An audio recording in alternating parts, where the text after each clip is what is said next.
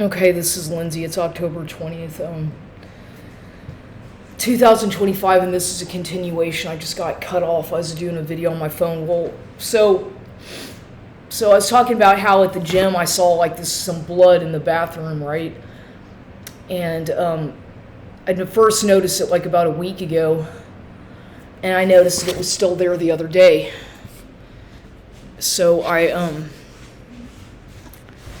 So it's still there the other day, and I'm like, what the fuck, are they going to clean this up?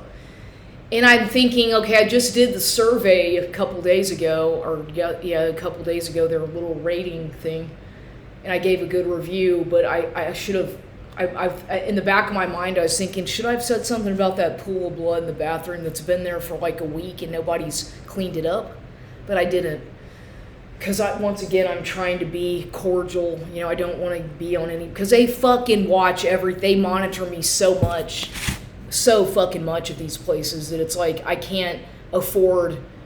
If I want to continue to go there or any of these gyms, I have to like be on my best behavior and act, whatever. And I know how to have manners and be a decent person when I'm out in public, but when I'm by myself and in my own environment... I'm different. It's a different situation. It's different altogether. I'm not quite the same person. Or I'm the same person, but I'm more vocal, okay? And I express myself more. But, so I did that survey thing, and I went to the gym the other day, and it was fine. It was like, there was some strange stuff going on, as usual. And... Okay, here's an example, and this is gonna once again sound really crazy to people who don't know who don't understand about government surveillance and gang stalking and the fact that they're using technology to hack into your technology. The fact that they are observing you probably through your phone camera, through your computer, and things like that. And they hack everything that you have because that's how they have access to your thoughts, to what you're doing. And so, that's a complete invasion of your person, of your privacy. The fact they're hacking into your fucking mind, it's basically like being hacked into, like you feel like your mind being hacked into your mind. Your mind. Not mine, it's mind, sorry. But it's just crazy because I had changed, and here we go. I can just give example after example after example of these. Am I recording? Yeah, of these strange things that happened to me. And of course, most people don't believe it. They're like, "What? No, you're crazy. You're just delusional. You're just tired, or you're just." They'll come up with anything and everything, all kinds of asinine excuses or conclusions, such as to discredit the person who is exposing these atrocities by your own fucking government. And since I'm a whistleblower and I speak out against a fucking federal fucking government all the fucking time, and I fucking cuss like a fucking sailor, they have me on their little fucking shit list because I don't fucking conform to what they want. And I'm not going to. I don't give a fucking shit. If you don't like the way I talk, if you don't like the content, then don't fucking watch my channel. Then don't watch it. And don't send your little silly ass minions out to fucking gang stalk me and keep tabs on me in public when they know good and well that I'm not a threat to anybody, that I've never caused any violence, I've never hurt anybody physically, I'm not a threat to myself, and I'm not a threat to anybody else. They just provoke you to fucking want you to get angry and react in a violent way so that they can further their agenda of harassment and gang stalking. But I have never acted out violently. Even though I should have, and there have been times where I probably could have and should have, but no, I know how to conduct myself. I know how to turn the fucking switch off, even though I'm pissed off as hell with what they have fucking done to me. I'm not that. People like that usually are in a mental hospital, and that's what they want. Anytime you say something like, "Oh, I'm gonna," they'll put you. This is how this is what they do. You get angry and react to something that they fucking set up, and then they have the excuse to try to put you locked up in a mental hospital or take away something from you. And this is how these silly ass fucking pervert piece of shit scumbag motherfuckers operate. Okay, that's what they do. And they use plausible deniability, they lie under omission, and they are a bunch of fucking psychopaths. Psychopaths in your fucking government, psychopaths in the fucking police department, and psychopaths all over the place. On the roads, driving trucks, driving vehicles, working at the working at the store, whatever. There's a bunch of psychopath, narcissistic people out there. And for my own fucking sanity and protection, I have a weapon for self-defense. Okay, I've never used it. I don't want to ever have to use it, but I have it for self-defense, just in case. For my own. I live alone. I don't have anybody to protect me. I don't have a fucking, security shit, so I have to have something, right? Because you never know what's going to happen, especially in this day and age. And I don't trust anybody. I don't care how nice they are to your face, or what they say to you, and what they pour on the charm. There's always, just about 9 out of 10 times in my case, a hidden agenda with these people, that they have some kind of ulterior motive with me, whereas they're trying to extract supply or information or trap me in speech or something, just about all the time.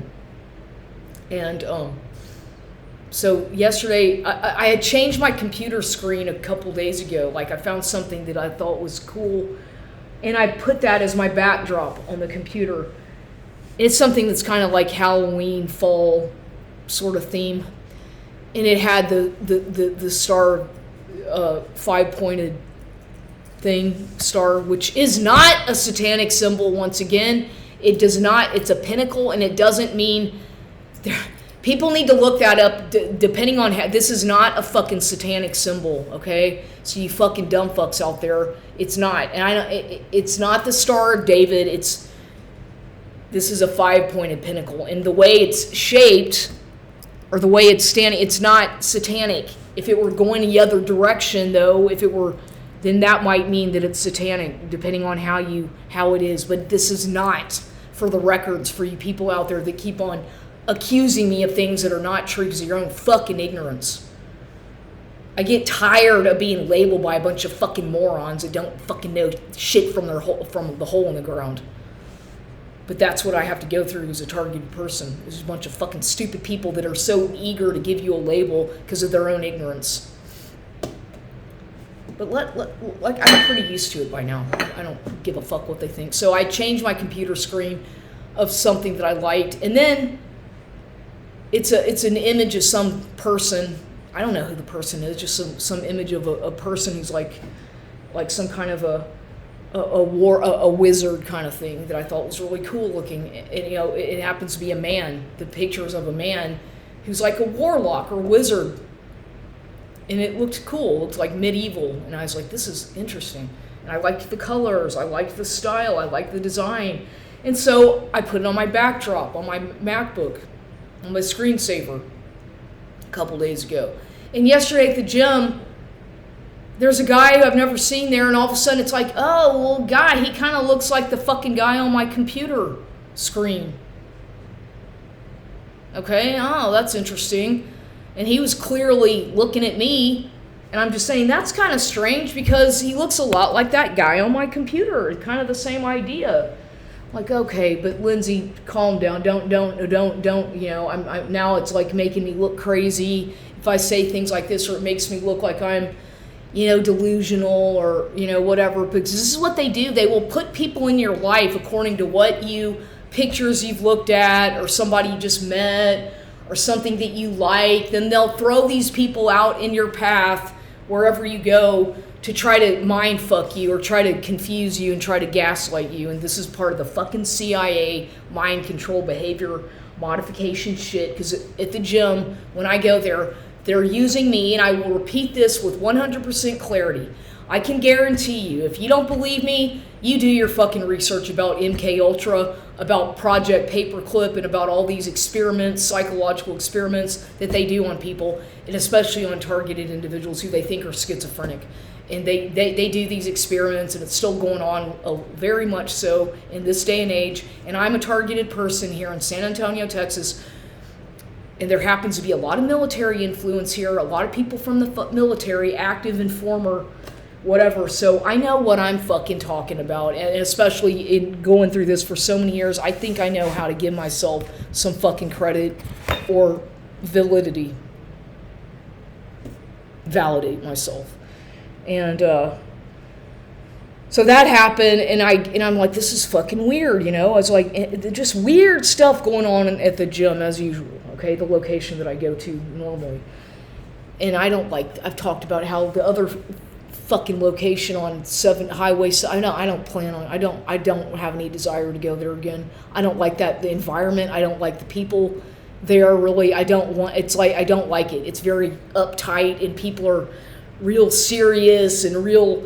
It's just like I don't feel comfortable there at all. And if I don't fucking feel comfortable in a place, I'm not gonna fucking go. It's my life, and I have the right to make my own decisions for my own sanity and happy. I deserve to be happy, or deserve to live my life without being fucking scrutinized all the time like I'm in the fucking military.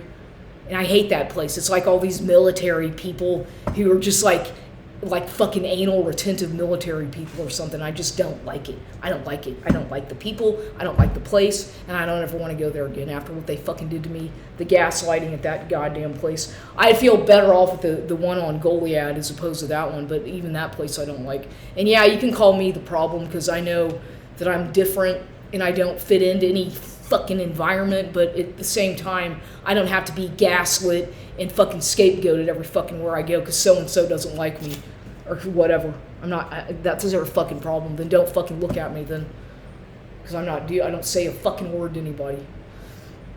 And they know that, but this is what they do to try to get. It's not so much the staff of these places, it's the people who go there. There have been a few times that I've had some issues with some of the staff members at these Gold's gyms where they're just real arrogant and stuck up and just fucking mean and snotty and superficial and just mean, like just bad vibes all around.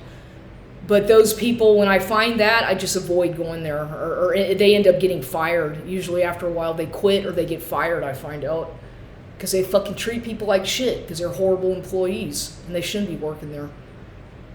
So but anyway, so I'm on my way home yesterday, and the traffic was absolutely horrendous. It was Sunday,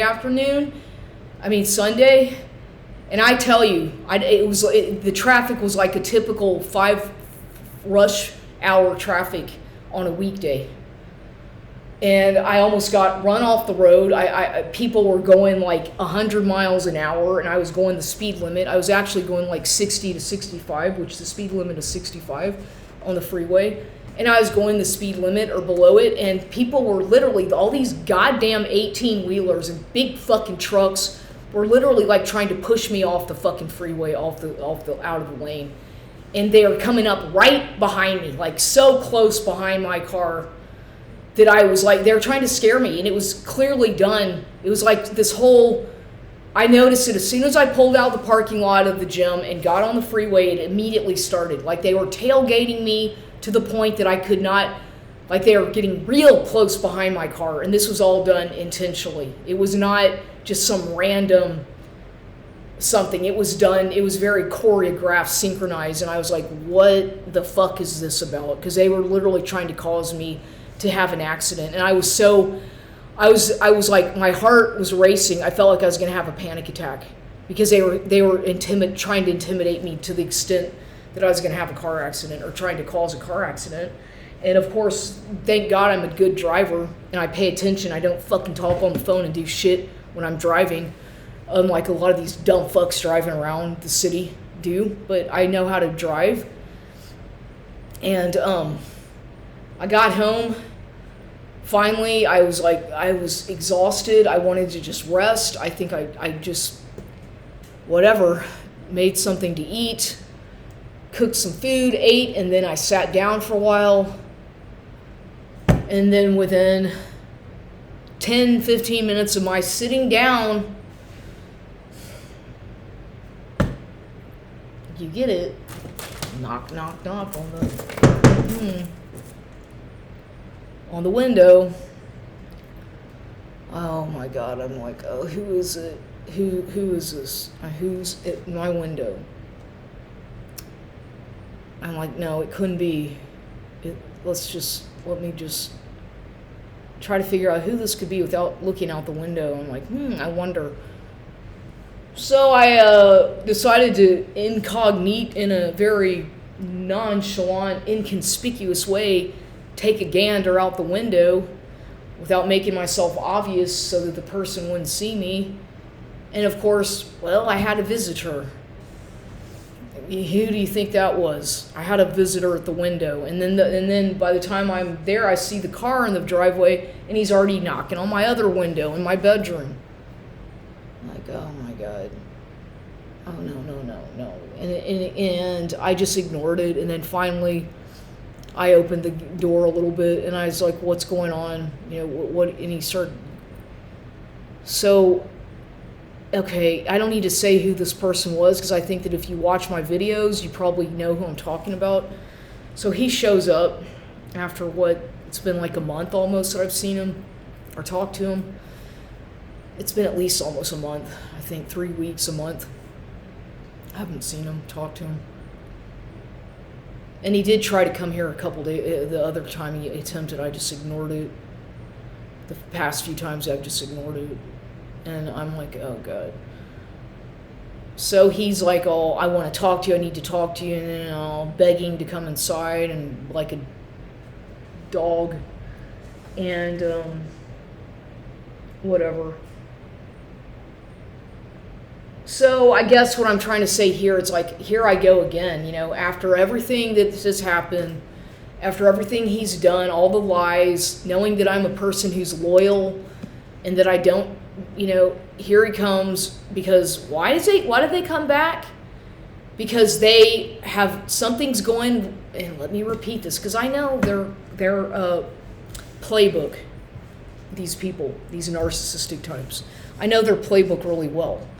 And what they do is whenever they discard you, which they'll do the discard, but they'll make it look like it's a reverse discard. They'll make it look like, they'll discard you, and then they'll keep coming back to hoover you, or they'll force you to discard them because they are already involved with someone else, and they're trying to, keep too many people at once, juggling around so many people at once that they're seeing and fornicate, doing shit with. Like, I don't know what this guy does, however many women he's with or men, but it's definitely, he's been doing something. I know that for a fact. But they lie. You confront them about that, and they lie. You'll say, so, I was like, so what's going on with your new girlfriend, or the girl, this Anita, or whoever the fuck it is that you're with, that you're banging, or that you're with your new supply, or your old supply, your old ex, because they don't ever get over their exes. They keep on, they'll say things like, oh yeah, that's over, we don't talk, yeah, bullshit. They keep tabs on all their exes. Most of these men who are narcissists, they don't just let somebody go, especially if the supply was good. But sometimes that person, when they discarded that person, if it's an ex that they discarded, the ex might still be obsessed with them and still keeps ties with them. And so, and I think that's the situation with him, where he's got some of these ex-girlfriends that still are tied to him, that he keeps, them hanging on, or he does something to keep them in his loop of games and manipulations. And so it's like a big toxic triangle thing that these people create, because they try to trauma bond everybody who they get involved with to keep you stringing along, to keep you guessing, to play the guessing game of is it my turn to, my part of the harem garage, am I gonna get a hoover? They want to keep you tied to them, either emotionally, financially or through some kind of a trauma bond, so that you are always second doubting yourself, and then they force you to gaslight yourself, so it makes it look like you're the one who's crazy when they're the ones doing all the shit, causing the problems, which is called gaslighting. And they project. This is what these people do. They project, they gaslight, they hoover, they discard, they do a reverse discard, and then they spy. They spy on you. They'll get their flying monkey people to go gang stalk and harass you where they know that you go, because they're too much of a coward to be able to confront you with the truth about what they've really been doing, or who they really are. And this is how they are. They're cowards. They're basically it's like you're dealing with, whenever you're dealing with somebody who's a narcissist, a covert or malignant narcissist, adult male in my case, you may as well be dealing with a teenager who is in an adult body, or like a 15, 10-year-old, 12-year-old or even younger, who's in an adult man's body. Because it's like they never quite got through their adolescence, or they're still in some kind of a childhood phase where they are clinging on to mommy, or clinging on to their past, and clinging on to things that they can't let go of because they need constant recognition and attention from anybody who's gonna, especially of the opposite sex, because these men are mama's boys. Most of them are 100% mama's boys, right? Mommy spoils them. Mommy does everything. Mommy cooks and cleans for him, does the laundry, and babies them. They are babies, like babies that they need mommy. And a lot of times they do live at home with their mother. In their adult years, they live at home with their mother. Maybe they're the caretaker or help out with things, but they can't detach themselves. The main issue, the reason they're like this, from what I conclude, because I've seen this pattern over and over again with certain individuals I've been with, men, is that they can't let go of that mommy. They want you to be their mom. They're not looking for a girlfriend. They're not looking for somebody who genuinely they care about, they want to be with, they want to spend time with, they want to share their life with, or they want to have memories with. No, they're looking for a replacement. They're looking for their mommy's replacement, who, i.e., must be the nurse, the cook, the caretaker, and all these things that you are supposed to be able to fulfill. And if you don't do that in the way that they expect you to, then that's when they start to devalue and discard, that's when the discard happens, or the devaluation stage, and then the punishment phase, and all that crap, because you can't measure up to what their mom is. And these men are clingy to their mothers. I saw it growing up with my mother and her son, my half son. I saw it all, I know, and I saw it with my grandmother and my father, okay? Or my alleged father, Ben Jr. His mommy was like, did anything and everything for him. He was a mama's boy. Alan wasn't so much, but they were both spoiled by their mothers. Yes, she spoiled both of them. Okay, she adored and did any, but Ben, my father, was the firstborn mama's boy.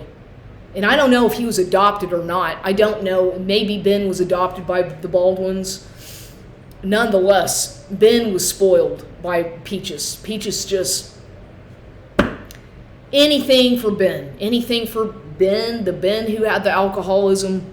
Well, both of them were fucked up. Alan drank and Alan did other things as well. I think he was a coke addict for a while, or did some cocaine.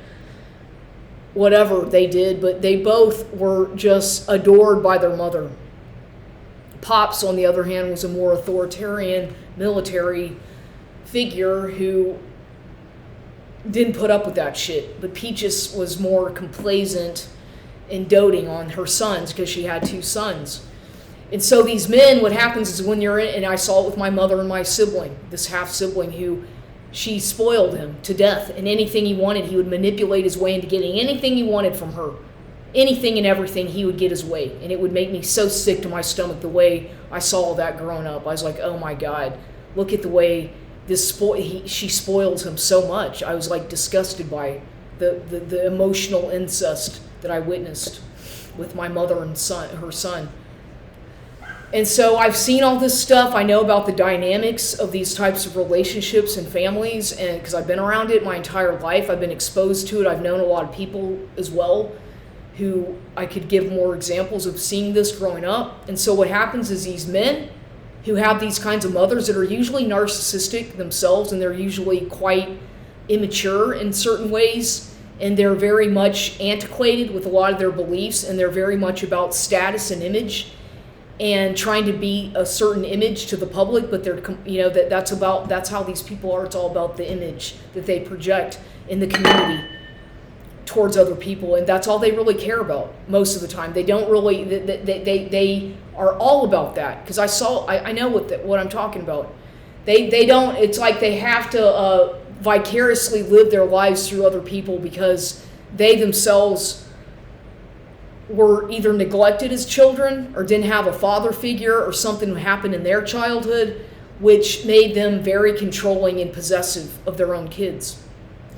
And so as a child of a narcissistic parent, such as myself, or narcissistic parents who are controlling and demanding and perfectionists, and always critical, and one of them had to happen to be an alcoholic, a negligent alcoholic who just was whatever, didn't really pay much attention to me as a fucking kid or adult, whatever, didn't give a shit about what I was doing.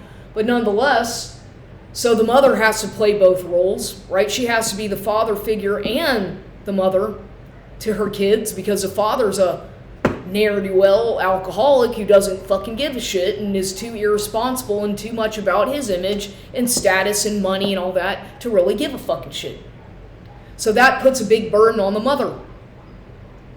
And that causes a lot of conflict amongst the siblings, especially when you have an older, like in my situation where I'm a female with an older brother of male, narcissist. He's just as fucking narcissistic, big time narcissist himself. Big, huge narcissist, controlling, arrogant, mean, aggressive bully that he is and was towards me. Very much so. Frightening to the actually. That I won't spend any time in the same room with that person by myself. I'm afraid for my life. He'd probably fucking kill me, or I will not. I know that might sound weird to some people, but no, that after what I saw and how he is and the threats, I will not. For my own protection, I won't be in the same house as him by myself. I won't be in the same room. I sure as a fuck don't want to be in the same city as him. And if I had to get a restraining order on him, I certainly would, because he's a threat to my health and well-being. And that's my own half-sibling. And he's very mean and narcissistic and a bully. And I fear for my life from that person. I really do.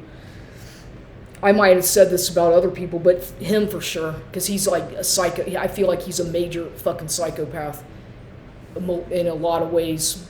And there's something about him that just doesn't, I just don't feel comfortable around him or even talking to him, especially not after that probate stuff.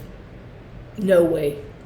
No, what he did to me, the setups, the manipulations, the gaslighting, the coercive control, the stealing of my fucking money, making me look crazy, getting me to, no, I still have been fighting this legally, trying to, and I will not give up, because what was done to me was wrong. I was a victim of abuse, severe financial, psychological abuse. And until somebody realizes that I'm telling the truth, like if there's one psychiatrist out there that understands about narcissistic abuse and gaslighting and about financial abuse and emotional abuse, and maybe I would get for once taken seriously and they would see what I'm talking about. But nobody seems to be on my side. Not one person has ever really truly supported me.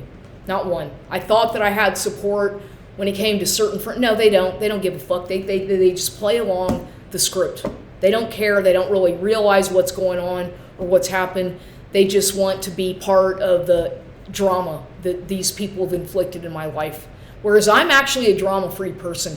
I live a quiet life. I don't go out much. I go to the gym several times a week. I go to the grocery store and I stay at home, or go to the. I don't go out. I don't socialize because I'm an antisocial. I am an antisocial, 100% fucking antisocial. And you can call it introvert, whatever. No, I'm an antisocial. I am not somebody who likes kids. I don't like people, really. I'm an antisocial. And if I had to give myself a proper diagnosis, that's what it would be. But they haven't been able to fucking figure that one out. Apparently I'm a schizophrenic. But no, it's called being autistic and antisocial and severe chronic PTSD, post-traumatic stress disorder, and depression. That's what I know that I am. I'm not some fucking schizophrenic, hearing fucking voices, talking to myself. If I talk to myself, I'm quite aware of it. And I let the fucking surveillance know, because I know that I'm under surveillance, like a common sense. That's not schizophrenic. That's called being enlightened and having common sense. So I can sit here and argue all fucking day and night about this kind of thing, and nobody's going to give me, proper credibility. I don't think. So it's okay. I document it for my own purposes. So yeah, I had the little interaction with the transaction with this man again the other day, the narcissist, and he still hasn't changed a bit. Same thing, same lies, same manipulative tricks up his sleeve. Can tell that he's lying to me from the look in his eyes and his behavior. So somebody's paying him to do this to me or whatever. He told me something that I was in shock. He actually said something that threw me off all guard. And apparently he forgot the code to get inside my gate. I'm like, oh, good. And he kept asking me I'm like, no, I'm not giving you the code. You forgot the code? Then good. I'm not giving you the code to my gate. He doesn't forget it. He knows what it is. I think they disappear like that, and you change your number, and you don't, you go no contact with them, they reappear to Hoover and all that stuff to see what you're up to. And when you say so, who have you been with, what you've been up to? I've just been working. Yeah, right, working, and then what else? Working, and then who are you with? Because they don't know how to introspect. They refuse to introspect and spend any time by themselves because they need to always be the center of attention. They need to always be around a bunch of people. They need to always be socializing and going out and drinking and going partying because these people are that way. That's their personality type, and I'm quite the opposite. I can handle little bits and pieces of being around people, but I'm an antisocial. I don't need it. I don't want it. I know how to entertain myself with my own hobbies and whatnot. So this infuriates them when you start to peel away that mask that they are trying so hard to keep hidden from you and other people. You'll see that they are not who they say they are not at all the person they portray themselves to be at their workplace or in public. And this man, it's funny because he kept saying, Mr. L, let's just call him. He kept saying, "Let's go get a drink. Let's go get a drink. Let's go to the bar. Let's go to Whataburger." And I'm like, you want to try to act like nothing ever happened, and like you didn't put that in my cup, like you didn't try to poison me, and just act like everything's okay. Not even apologize or give any kind of indication of what you've been up to, except the fact that you've been working. And we just argued. I just sat out there and argued with him for a good 20, 30 fucking minutes outside on the porch, and I'm sure all these people were coming and going. I noticed that as soon as he shows up, the fucking neighborhood starts getting on high alert, because I noticed a bunch of people pulling out their driveways all at once. At the same time that he was here outside, I didn't let him inside the porch. We were just talking and kind of arguing, not screaming, but arguing a little bit. No, I wasn't talking very loud, but I was a little bit raising my voice because I was trying to get my point across. But I wasn't throwing a fit or tantrum. I was just debating in a way with him to get some facts. But don't forget about getting facts with these people. You're not going to get that. You're going to get lies and half-truths. But an apology, no, they don't know how to do that. Being held accountable, no, they don't know how to do that. So he's out there, there's people pulling in and out of their driveways, all this commotion going on the street. And then all of a sudden, guess who goes by? Guess who goes by on his fucking motorcycle? Well, the fucking creepy dude who used this, whatever the fuck his name is, that was the head honcho drug pen dealer, pimp ass at that now vacant lot, drove by on his motorcycle. Oh, really? What perfect timing. Oh, wow. What was that about? Can you say street theater? Can you say flying monkey? Because there one just went by on the motorcycle, the dude who used to live in that fucking flop house next door. I'm like, this is fucking crazy. And he's like acting like he knew that was going to happen. Lewis was like, oh, look at that. I'm like, yeah. He's like, that's your... I'm like, no shit. And you're part of this whole thing, too. You're probably the one coordinating it all, aren't you? Because you're all connected in some fucking witch coven or something, right? What are you people involved with? Because I know that they're all part of something that I am not, and I don't want to be. But it seems that they are, and it's like they are codependent on my reaction for whatever it is that they're doing. It feels like they are very much codependent on me for whatever it is that they're doing. That's how it feels. Not trying to sound grandiose, but that's what it appears to me, is that these people can't function without my reaction to their fucking street theater gang stalking. So that happened, and then, like I said, every time he shows up here, just weird stuff. They all know who he is. I don't know exactly this man's past. I don't know. I have my suspicions about things that he's involved with, or that he could have been involved with, and that he still is involved with, but I don't know for a fact, because I've never actually, hired some kind of an investigator or, done some kind of intensive background check on him, because I'm like, you know what, I already think I know what I know, and I think my intuition tells me the truth. So I'm not gonna. It's like you just are left so confused and puzzled by their behavior. It's the most bizarre thing until you've been involved with these kinds of people.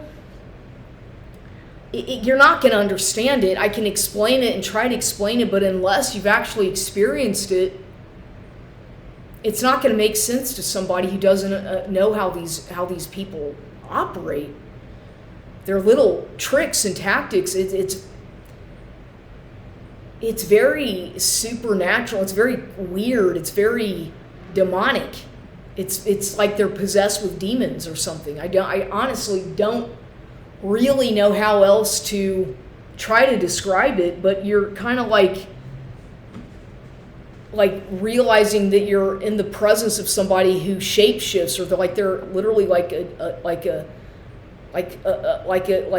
demon or something. Like there's some kind of something in them that is very evil,